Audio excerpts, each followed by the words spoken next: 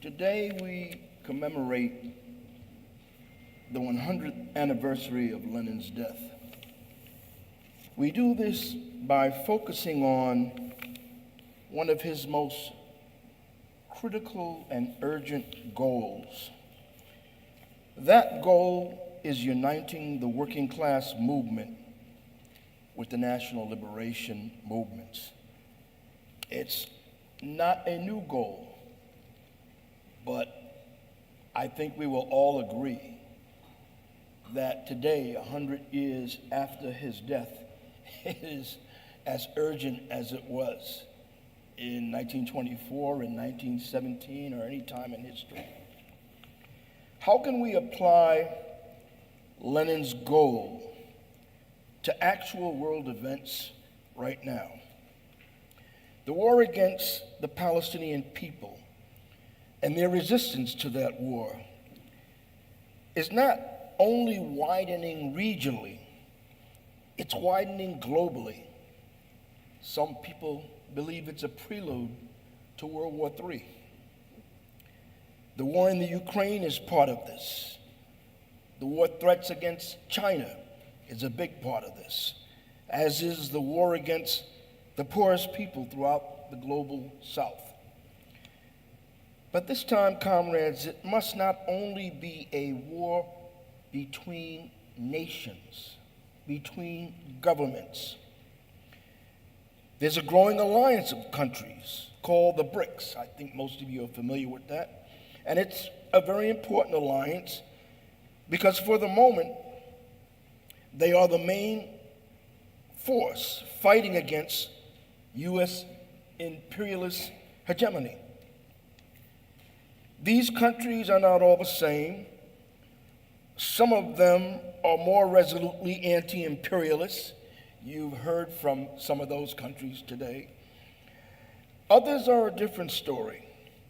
But for the time being, this alliance is a useful thing. But it is not an alliance based on class.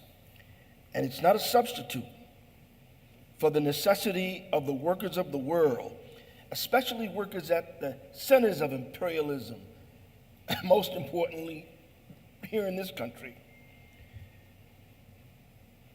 The necessity to organize and rise up and begin to act on a global scale, like they're not just part of a country, but they're part of a world working class, acting in their own interests. Our strategy must be to do everything that we can to turn imperialist war into what it really is, global class war. A war between capitalism and imperialism on one side, especially U.S. imperialism, and on the other side, that giant social entity that Lenin called the workers and oppressed of the world. In his work, Imperialism, the highest stage of capitalism, Lenin asserts that the crumbling of imperialism will pave the way towards world socialist revolution. Lenin also explains in this work that there is a tendency on the part of the imperialists to bribe a section of the working class with the wealth that they have stolen from colonies, so that some of the working class will remain loyal to imperialism. And he explains how the trade union bureaucracy, most if not all of it, is complicit in this bribery. But still, Lenin was confident that this tendency in the working class could be and would be defeated.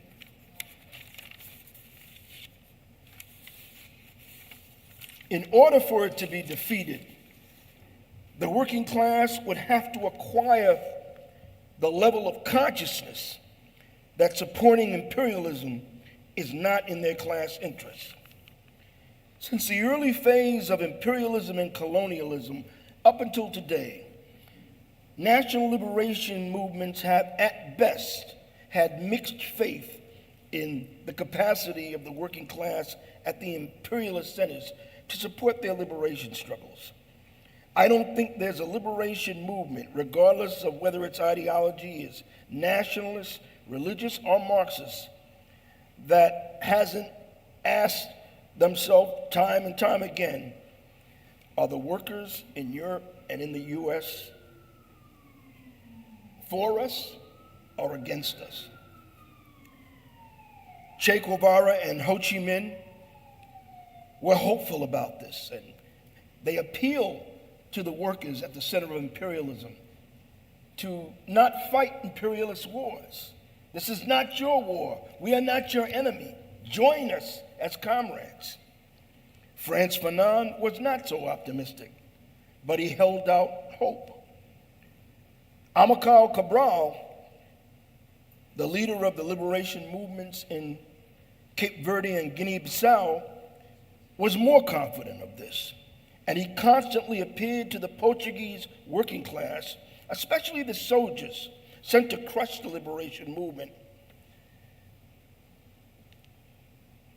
Join us, be with us, don't fight your government's war. Explaining that if you follow my advice, not only will you help us, but you will help yourself overthrow Portuguese fascism. I feel it's necessary to go over all this, comrades, because for revolutionaries here in the belly of the beast, the time has come to put aside all doubts we may have about the working class, all demoralization, all setbacks, and anything else that is a barrier to the work we must do. Everything in history teaches us nothing in human existence is static, but rather subject to revolutionary change. And what is happening in the world right now, in this country, is proof of this. Who would have thought that millions of workers, not only in the Middle East and the global South, but in Europe and here in the US, would be marching in the streets against genocide in Gaza? This is the biggest sign, comrades, of changes in the working class. Trump's neo-fascism and the MAGA movement in January 6th do not represent the working class in this country. The hundreds of thousands of workers who went on strike last year, they do. The young workers organizing Starbucks and Amazon and many other places, they do too. The young workers who hate capitalism and who refuse to be a pillar of imperialism and colonialism, they do too. So do the working class in this country who come from every part of the globe and speak every language on the planet and who are rebelling against every reactionary attack. The working class is not yet a revolutionary force it needs to be, but it's moving in that direction, but it needs our assistance to get there.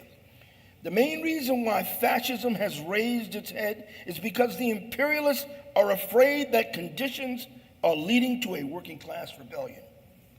The louder the neo-fascists scream, the more panicked they are about their future. And neither Trump nor Biden or their parties are going to put an end to genocide, to imperialist war, or fascism. Trump is a scary monster, but Biden is facilitating the biggest genocide in history, one of the biggest genocides in history. Only the working class can put an end to all of this by asserting itself as a class with its own class interests. The most important thing for the working class that could come out of 2024 is the development of a more radical, more anti-imperialist working class, and I believe this goal is possible. Is the time right for something like an international workers' front? Are forces willing to unite around something like that, whatever we call it, that is openly anti-imperialist, anti-capitalist, anti-fascist, and dedicated to mobilizing workers on that basis? Wouldn't that be something? I'm not countering this, by the way, to the development of a genuine mass workers' party. In fact, something on the order of what I'm talking about could actually be a step in the direction of such a revolutionary mass workers' party. Trade unionists and even some unions might be part of it, but it can't be controlled by the existing trade union movement because that movement is still tied to the Democratic Party. If you're trying to imagine what I'm thinking, and I'm wrapping up, sorry, I'll give you an example.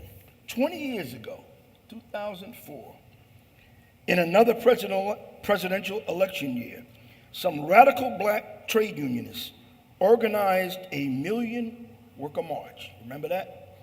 On Washington, D.C., October 2004.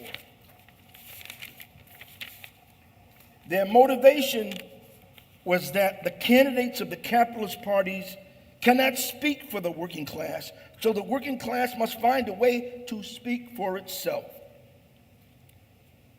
The labor movement bureaucracy and the Democratic Party almost had a heart attack and did everything they could to stop or isolate this march. Still, thousands of workers came to Washington, and one could argue that the basis for such a march, not a repeat, but for something like this, a serious workers' mobilization, is even stronger today than it was 20 years ago. 20 years ago, that march was pretty anti-imperialist. It was the time of the Iraq War and the war in Afghanistan.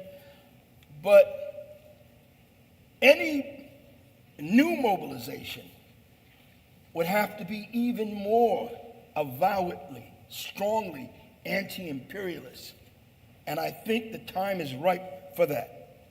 So, long live the heroic resistance of the Palestinian people. Long live Lenin. And long live the goal of uniting the workers and the oppressed peoples of the world. Thank you, comrades.